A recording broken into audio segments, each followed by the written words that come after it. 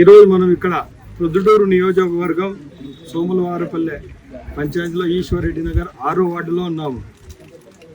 ఇక్కడ స్థానికులు దాదాపుగా 300 కుటుంబాలు ఉన్నాయి. వీళ్ళు దాదాపుగా ఇక్కడ 30-40 సంవత్సరాల నుంచి ఇక్కడ జీవిస్తూ ఉన్నారు. ఈ మధ్యకాలంలో గత 6 నెలలు 1 సంవత్సర కాలం నుంచి వీళ్ళకు ఫారెస్ట్ డిపార్ట్మెంట్ నుండి పదే వచ్చి వీళ్ళకు నోటీసులు ఇచ్చి వీళ్ళకు ఖాళీ చేయాలని చెప్పి ప్రెజర్ చేయడం జరుగుతుంది. ఈ సందర్భంగా సూటిగా ప్రశ్నిస్తూ ఉన్నాను. ఇక్కడ ఈ పేద ప్రజలు దాదాపుగా 40-50 సంవత్సరాల నుంచి ఇక్కడ ఉన్నారు. అలాంటి వాళ్ళని మీరు ఈరోజు ఇక్కడ నుంచి ఖాళీ చేయమంటే ఎక్కడికి వెళ్తారు? ఎక్కడికి వెళ్ళగలరు? వీళ్ళ స్తోమత అంత ఉందా? వీళ్ళు ఎక్కడన్నా పోయి ఇప్పుడు భూములు కొని ఇల్లు నిర్మించుకునేంత వీళ్ళ దగ్గర ధనం ఉందా? చూడండి ఒక్కొక్కరు ఎలా ఉన్నారు. వీళ్ళు డైలీ లేబర్ పనులు చేసుకునే వాళ్ళు 300కో 400కో 500కో పని చేసుకొని వాళ్ళ జీవనం కొనసాగించే వాళ్ళు. అలాంటి వాళ్ళకి ఈరోజు నోటీసులు ఇచ్చి ఖాళీ చేయమని చెప్పడం ఎంత మటుకు సబబు అని చెప్పి ఈ సందర్భంగా నేను సూటిగా ప్రశ్నిస్తా ఉన్నాను. ఈరోజు ఈ స్థలం ఫారెస్ట్ డిపార్ట్మెంట్ అవ్వచ్చు. ఈరోజు చట్ట ప్రకారంగా ఈ స్థలం ఫారెస్ట్ డిపార్ట్మెంట్ కావచ్చు, కానీ వాళ్ళ దగ్గర చట్టం ఉంటే వీళ్ళ దగ్గర ధర్మం ఉంది. చట్టాన్ని ధర్మాన్ని బ్యాలెన్స్ చేసేవాడే లీడర్ ప్రభుత్వాలు. మనకు చట్టాన్ని అడ్డు పెట్టుకొని వీళ్ళను ఖాళీ చేయించాలి, వీళ్ళని ఇబ్బంది పెట్టాలనేది అయితే మనం ఆలోచించకూడదు. గత 50 సంవత్సరాల నుంచి ఇక్కడ ఉన్న వాళ్ళకు మీరు ఇప్పటికిప్పుడు వెళ్ళమంటే ఎక్కడికి వెళ్తారు చెప్పండి? గత 10-15 సంవత్సరాలు మనం చూస్తూనే ఉన్నాం. రాష్ట్ర వ్యాప్తంగా అటు వైఎస్ఆర్ కాంగ్రెస్ పార్టీ ప్రభుత్వం వచ్చింది, అటు తెలుగుదేశం పార్టీ ప్రభుత్వం కూడా వచ్చింది. కానీ ఇప్పటి వరకు ఇద్దరు కూడా 2 సార్లు పనిచేశారు ముఖ్యమంత్రుల్లాగా. జగన్మోహన్ రెడ్డి గారు కానీ అలాగే చంద్రబాబు నాయుడు గారు కానీ ముఖ్యమంత్రులుగా పనిచేశారు. కానీ జగనన్న కాలనీ పరిస్థితి ఏంటి? ఇంతవరకు అక్కడ ప్రజలు లేని పరిస్థితి, ప్రజలు అక్కడ జీవించలేని పరిస్థితి చూస్తూ ఉన్నాము.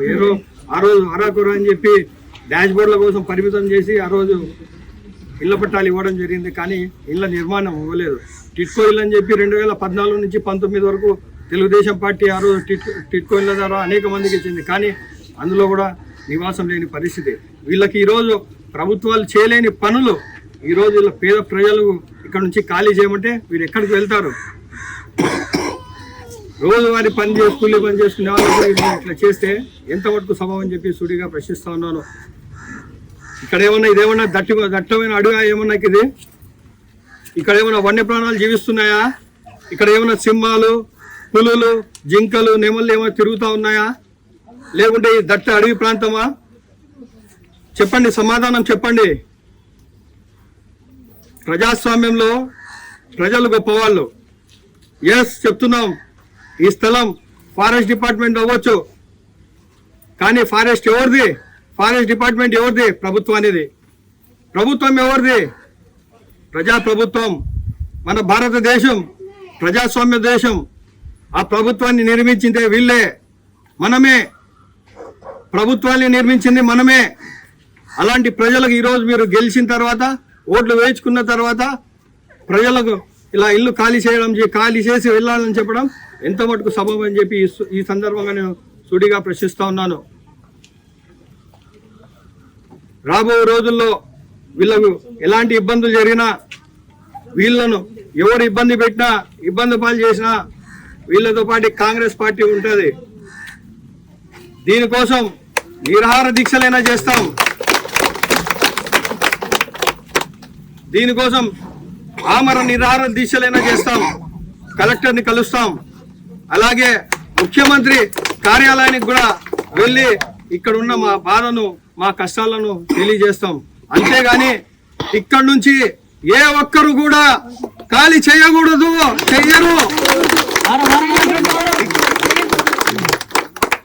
ఇక్కడే ఉంటాం, ఎవరు ఖాళీ చేయించలేరు. ఏమైనా సరే నేను ఇప్పటి నుంచి ఈ ప్రాంతానికి ప్రతి వారం ఒక్కసారన్నా నేను వచ్చి వెళ్తాను. ఏ ఒక్క ఇబ్బంది జరిగినా ఏ ఒక్కరు వీళ్ళకి వచ్చి ఇబ్బంది పెట్టినా కూడా మేము తీవ్రంగా వ్యతిరేకిస్తామని చెప్పి ప్రజాపక్షాన నిలబడతాం, ఈ పేద ప్రజల పక్షాన నిలబడతామని చెప్పి ఈ సందర్భంగా తెలియజేస్తా ఉన్నాను. ఇంగ్లీష్ లో ఎవరికన్నా చదువు వస్తుందమ్మా? ఇలాంటి పేద ప్రజలకు ఇలాంటి నోటీసులు ఇచ్చి ఇబ్బంది పెట్టే ప్రయత్నం చేస్తా ఉన్నారు. ఇబ్బంది చేస్తా ఉన్నారు, ప్రయత్నం కాదు, ఇబ్బంది పెడతా ఉన్నారు. వీళ్ళకు ట్యాక్స్, ఇంటి ట్యాక్స్, కుళాయి ట్యాక్స్, కరెంట్ బిల్లు, ఇవన్నీ ఇంటి పన్ను ఇవన్నీ ఎందుకు వేశారు? అయితే ఇది అక్రమంగా అయితే ఎందుకు వేశారు? దీని మీద సమాధానం చెప్పాలా. ఈ ప్రాంతంలో మగ్గం వేసే వాళ్ళు ఉన్నారు, చేనేత కార్మికులు ఉన్నారు, చేనేత సోదరులు ఉన్నారు, ఇక్కడ మగ్గం వేసే వాళ్ళు ఉన్నారు అనేక మంది. ఇప్పుడు మొత్తం ఈ ఏరియా అంతా చుట్టుముట్టి చూసాం ఏం జరుగుతుంది, ఇక్కడ ఎంతమంది ఉన్నారని చెప్పి. పరిశ్రమలు ఉన్నాయి, బీర్వాల్ ఫ్యాక్టరీలు ఉన్నాయి, మసీదులు ఉన్నాయి, దేవాలయాలు ఉన్నాయి, చర్చిలు ఉన్నాయి. ఇవన్నీ ఉండి కూడా ఈ ట్యాక్సులు వేసుకుంటా ఎలక్ట్రిసిటీ బిల్ అన్నీ ఉండగా వీళ్ళను ఖాళీ చేయమని చెప్పడం ఎంత మటుకు సబబు అని చెప్పి ఈ సందర్భంగా సూటిగా ప్రశ్నిస్తా ఉన్నాను. ఇందాక చెప్పినట్టుగా ఈ భూమి అటవీ శాఖలు కావచ్చు, చట్ట ప్రకారంగా ధర్మ ప్రకారంగా అయితే ఈ ప్రజలకు చెందాలా. రేపు కాంగ్రెస్ పార్టీ అధికారంలోకి వచ్చిన తర్వాత వీళ్లకు పట్టాలు ఇస్తామని చెప్పి ఈ సందర్భంగా నేను తెలియజేస్తా ఉన్నాను.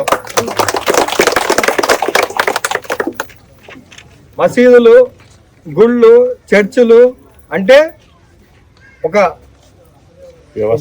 వ్యవస్థ అనేది ఇక్కడ తయారైంది. ఇక్కడ చూసుకున్నట్లయితే అంగళ్ళు ఉన్నాయి, పెద్ద పెద్ద బిల్డింగ్స్ ఉన్నాయి, పేదవాళ్ళు ఉన్నారు, పని చేసుకునే వాళ్ళు ఉన్నారు, చిన్న చిత్తగా డైలీ కూలీ చేసుకునే వాళ్ళు ఉన్నారు. వీళ్ళకు ఎటువంటి ఇది ఆలోచించకుండా వెళ్ళిపోమంటే ఎక్కడికి వెళ్ళిపోతారు? సమాధానం చెప్పండి.